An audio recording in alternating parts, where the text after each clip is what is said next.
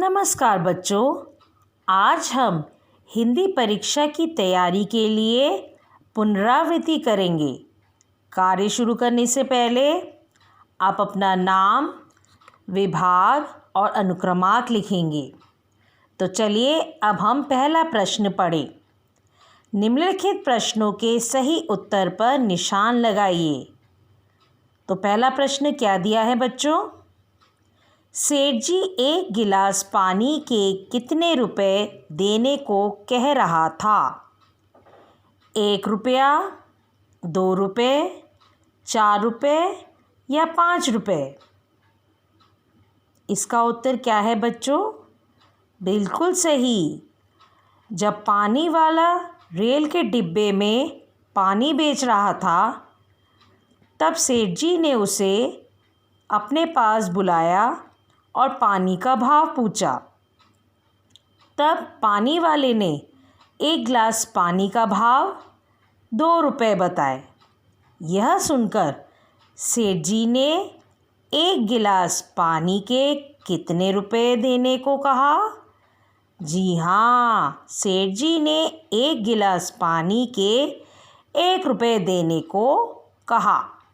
तो आप 1 के सामने निशान लगाएंगे।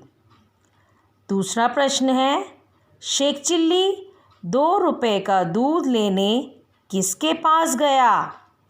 कुल्फ़ी वाला, हलवाई वाला, सब्ज़ी वाला या ग्वाला? बिल्कुल सही।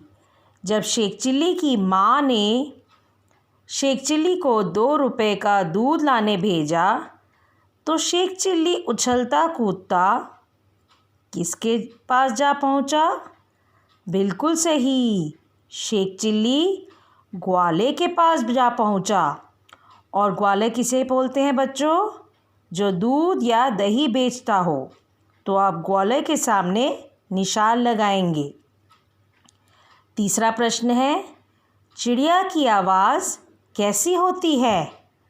गुटरगू, ची ची, काँव काँव, कूहू कूहू। इन चारों में से कौन सा सही उत्तर है बच्चों?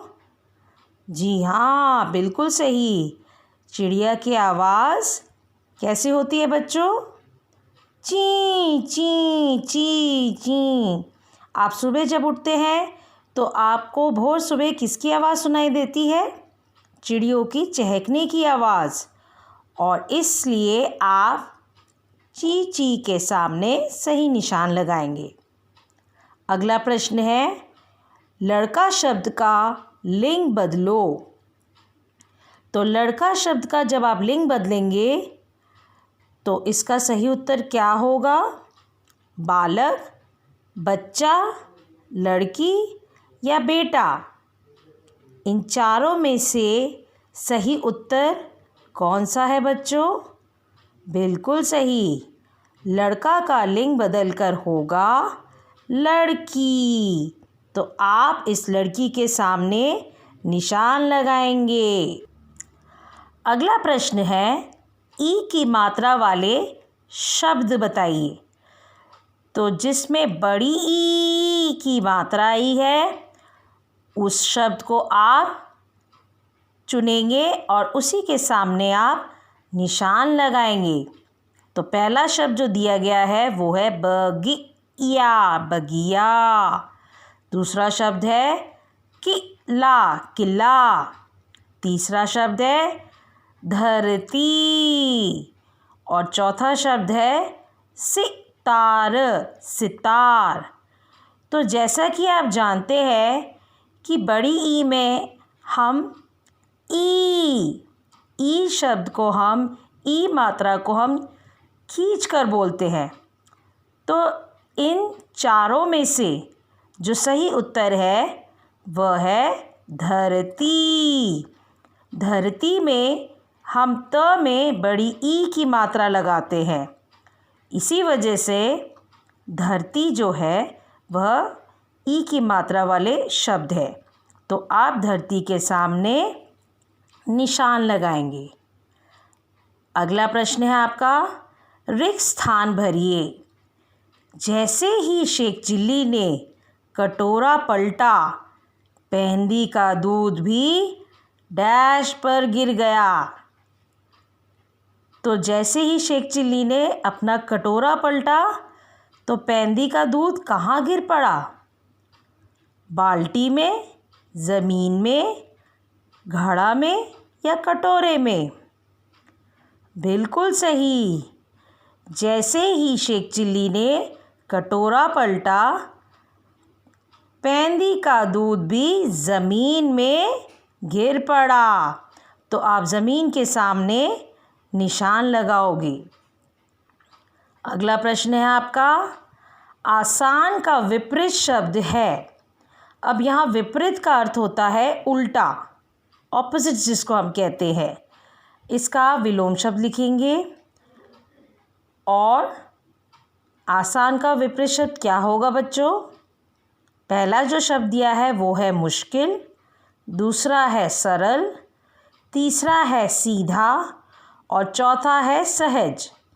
इन चारों में से कौन सा सही उत्तर है बच्चों? बिल्कुल सही।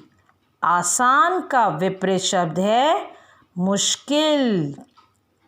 मुश्किल का अर्थ होता है जो कि बहुत ही कठिन हो। आसान का अर्थ है जो काम हम आसानी से कर ले, बड़े आसानी से, सरल भाव से कर ले।